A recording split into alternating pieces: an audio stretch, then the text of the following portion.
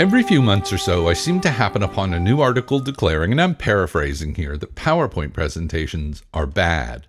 This has been going on for quite some time. One of the first and most famous of these was Edward Tufte's 2003 article for Wired magazine. In this article, he wastes no time by declaring directly in the title that PowerPoint is in fact more than just bad, but rather that PowerPoint is evil. He makes the argument that simply using PowerPoint will lead to suffering and death, and I'm not really exaggerating here. Apart from the fact that he references Stalinism as an equivalent evil, Edward Tufte is known for successfully connecting the use of PowerPoint to the Columbia shuttle disaster. He makes that particular case in a different essay called The Cognitive Style of PowerPoint, but in Evil, he offers the analogy that if PowerPoint were an ineffective drug that promised to make you beautiful, but instead it induced stupidity, turned everyone into bores, wasted time, and degraded the quality and credibility of communication, these side effects would rightly lead to a worldwide product recall. And although not all articles are as dire as Dr. Tufte's, there's been no shortage of grand assertions. In 2010, Elizabeth Buemiller wrote an article for the New York Times that made its own bold proclamation: "We have met the enemy, and he is PowerPoint." This article highlighted the difficulty the U.S. military was having with PowerPoint presentations, and it made something of a stir, mostly due to a quote from General James Mattis, which stated in no uncertain terms that PowerPoint makes us stupid. But also because of the inclusion of this delightfully incomprehensible figure, which utterly fails to illustrate the complex relationships involved in the American strategy in Afghanistan. In these and countless other articles, including one of my own in 2016, the authors call presentations bad, each time proclaiming, like the child in the fairy tale, that the emperor is wearing no clothes. Because although I think everyone has at some point noticed that presentations are routinely dreadful, I also think it's a dilemma very similar to the one in Hans Christian Andersen's parable of a sartorially challenged regent, namely, that it's much easier to declare the emperor is wearing no clothes if you're not actively dependent on your position in court. Nobody would confess that he couldn't see anything, for that would prove him either unfit for his position or a fool. No costume the emperor had worn before was ever such a complete success.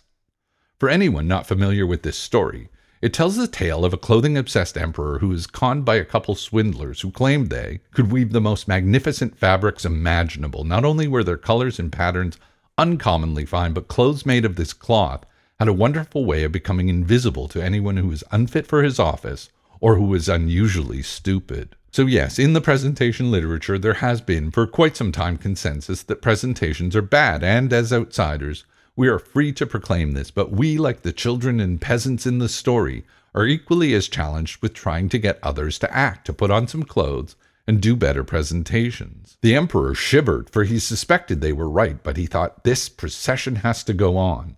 So he walked more proudly than ever, as his noblemen held high the train that wasn't there at all. It also doesn't help that even though many of us agree that presentations are bad, there's significantly less agreement on why and what's to be done about it. Like in this 2020 Nature article by Dave Rubinson, Why Your Scientific Presentation Should Not Be Adapted from a Journal article. This short article covers everything from the differences in audience to the potential rewards of both publishing and presenting. But mostly it makes the case if your presentation is cut and paste from a journal article, it won't work very well. The problem with this article, and many in the field, is that they clearly illustrate a problem, then they offer vague tactics that may or may not make your presentation better. For example, he suggests we should better understand the differences in audience. Presentations, by contrast, are often widely advertised at an institute or conference. It's easy for scientists to pop in and sample research from different fields. In response, he recommends, once you establish a range, tailor the level of detail to the least expert person in that range. Okay, how? What does it mean to tailor the level of detail to the least expert? And how do we know we've actually done so? Non-experts, they're not a homogeneous group. Non-experts are everyone outside your domain. Yes, we can eliminate some jargon, but that alone won't make your presentation better or even better for non-experts. Think of jargon like profanity. We, of course, should avoid using profanity in a professional talk, but we can hardly say it's a good talk because there's no swearing. A presentation, just because it's intended for a lay audience, it's not automatically better for it. In my own Perspectives in Medical Education article, my co-authors and I suggest that one of the reasons that presentations are bad is that presenters do not take them seriously enough to put in the work required to make them good. Academic credit, moreover, comes from the list of presentations on one's CV. Writing good abstracts is of more value than crafting good presentations. In other words, if you're interested in your career, confronting the emperor's nakedness is work and risk with no apparent gain. We did offer some specific recommendations, such as to write your presentation, but we could offer nothing to address the fact that there's no actual evidence it would be worth the effort. If your presentation is bad, no one will likely remember that the next time they read one of your presentation abstracts. The disadvantage of a bad presentation is that it's forgettable. The advantage is that it's forgotten. Unironically, the US military has actually weaponized this concept. This too is described in the enemy article mentioned earlier. Senior officers say the program does come in handy when the goal is not imparting information, as in briefings for reporters. The news media sessions often last 25 minutes with 5 minutes left at the end for questions from anyone still awake. Those types of PowerPoint presentations are known as hypnotizing chickens. In Evil, Enemy, and many articles, the emphasis is on the inherent destructive influence of PowerPoint. This notion that PowerPoint is the true villain, the ghost in our presentation machine, really does come up often. In one of the most recent articles I've come across, this time in the Globe and Mail Careers newsletter, author Radhika Panjwani references Tufte's cognitive style article in her piece, Death by a 30-Slide Deck?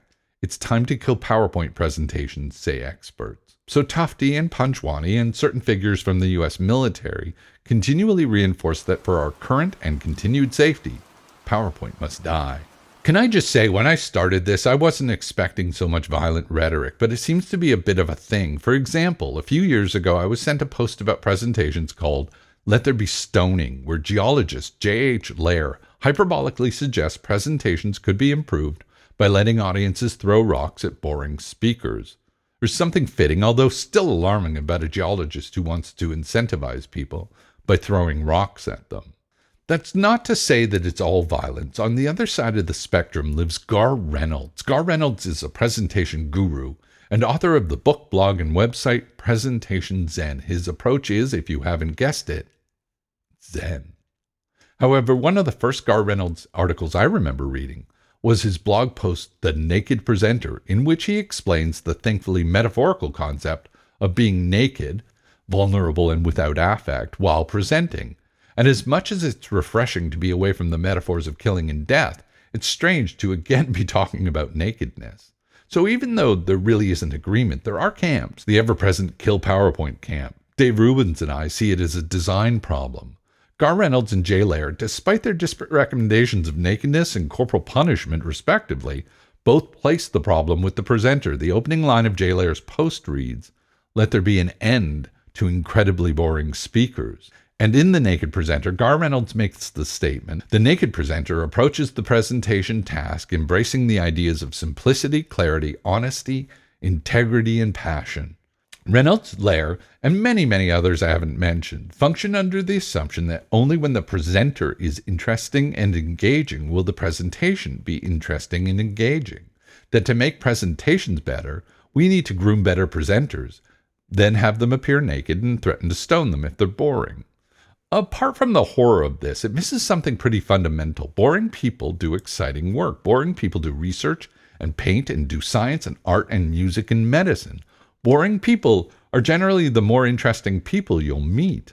A presenter does not have to be honest, passionate, or principled to convey interesting information in an engaging and memorable way. And whether to you it is a benefit or a detriment, audiences can't tell whether you're being genuine or not. Most of the time, they're not trying to. They're usually satisfied if the content makes sense and, goes somewhere interesting. And we really need to stop trying to chase down and kill PowerPoint. It didn't work out well for Captain Ahab, won't work out well for us. I will admit that one of the harmful things about PowerPoint is that it gives presenters the idea that communicating complex ideas with text and images in time, that it's easy. It's not. Presentations are difficult. They're difficult to write, difficult to illustrate, and difficult to perform. You could no sooner, with no training, develop, design, and fabricate your own clothes than you could spontaneously design and perform a good presentation. And yes, most people get some presenting instruction in school, but unfortunately, this just makes things worse.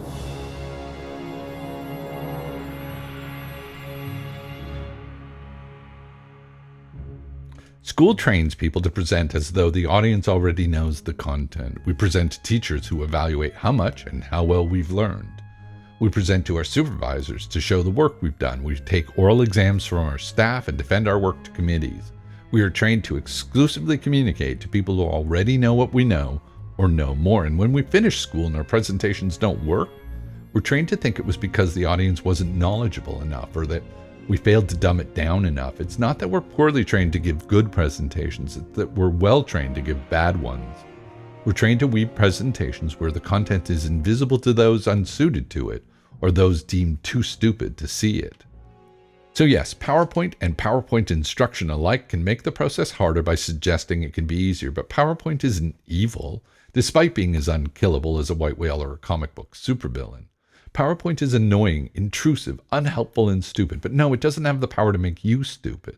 Sleepy maybe, but not stupid. People who do and attend presentations are generally smart people, often the smartest of smart people. So if smart was the problem, there wouldn't be a problem. It Tufte's the cognitive style of PowerPoint. He shows us how absolutely unwise it was for Boeing and NASA in the lead up to the disastrous Columbia mission to use PowerPoint presentations as an alternative to engineering reports, which, yeah, of course it was. A presentation is not a reasonable substitute for an engineering report, but to blame PowerPoint for that is, well, to blame a shoe for being a bad hammer. The problem with this was absolutely with the unquestionably smart people involved. Remember, we're talking about rocket scientists. But being smart doesn't make you a good presenter, a good communicator, or even a good manager, because one of the other major findings in that investigation was that Boeing and NASA both had corporate cultures where it was very difficult for lower-ranked engineers to challenge the decisions of their supervisors. In other words, the organizations were ostensibly monarchies, rigid hierarchies, where it was virtually impossible to acknowledge that you couldn't see the emperor's new clothes. Designing and performing presentations requires not just knowledge, but skills, embodied skills. Being smart does not endow you with these skills any more than not having them makes you stupid. Graphic designers spend hours making compositions in order to competently work with images and text. Actors and politicians learn how to appear authentic through training and practice because they know there's a major difference between being authentic and appearing so. And it's the same if you want to sew or suture. And of course, writers, they have to write. And that is why you should write your presentations. You should write your presentations because it's an opportunity to develop the one truly useful skill in the collection of skills it takes to do good presentations. Never mind that it's the lack of writing that gives PowerPoint so much influence over the structure, or that the lack of writing is likely why we keep emphasizing performance. Even if you can't accept that the reason that so many presentations are bad is because they're either loosely written or unwritten, that they are too often half-imagined speeches based on jotted, bulleted notes and, sound like it.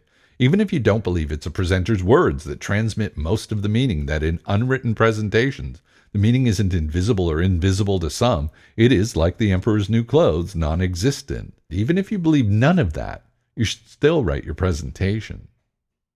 It takes cognitive toil and literary dexterity to pare an argument to its essentials, narrate it in an orderly sequence, and illustrate it with analogies that are both familiar and accurate. This quote is from Steven Pinker's guide to academic writing called The Sense of Style, and even though it's not about presentations, in 20 years of reading about presentations, I've never come across anything that would, if enacted, improve them more. If you pare an argument to its essentials, narrate it in an orderly sequence, and illustrate it with analogies both familiar and accurate, yeah, that would be a remarkable presentation. It's kind of a remarkable sentence, one that is itself a display of literary dexterity. Writing presentations is a low-stakes way to develop that dexterity, so it's there when you write your journal articles, book chapters, grant applications, or any other important writing you intend to do. Because if you think it's only presentations that are in need of improvement, I offer this quote from Lorelei Lingard's first article in her series, The Writer's Craft. And let's be frank, a lot of our scientific writing is terrible, dry, chalky, convoluted stuff that even an engaged reader struggles to choke down. So I don't actually recommend you read any of the presentation editorials that I've spoken of today because I don't know they will help you as presenters. Prospective presenters would be better served by reading books and articles that will help them become better writers. I already mentioned Steven Pinker's The Sense of Style, but you could also look at Helen Sword's Stylish Academic Writing, and you should absolutely seek out The Writer's Craft from Lorelei Lingard. I recommend reading Tim Hartford's The Data Detective or listening to his podcast, Cautionary Tales, or any of the pushing podcasts from Jill Lepore or Michael Lewis or Malcolm Gladwell. I recommend those because they're from writers, and they're some of the best examples of what it sounds like when someone presents good writing. But principally, I recommend you write. And of course, I suggest you take a few moments and read some Hans Christian Andersen. Today, we regard his short, succinct stories as, well, primarily for children, but it wasn't always the case. In 1837, when Mr. Andersen's third collection of literary folktales was published, the one with the underdressed emperor and an ill-fated diminutive mermaid, it was very popular, so popular, in fact, that it was quite common at salons and events for people to read aloud selections from this book. So The Emperor's New Clothes is not only a parable that can help reveal some of the issues around presentations, it turns out in its day, it itself was seen to be a well-written text worthy of presentation.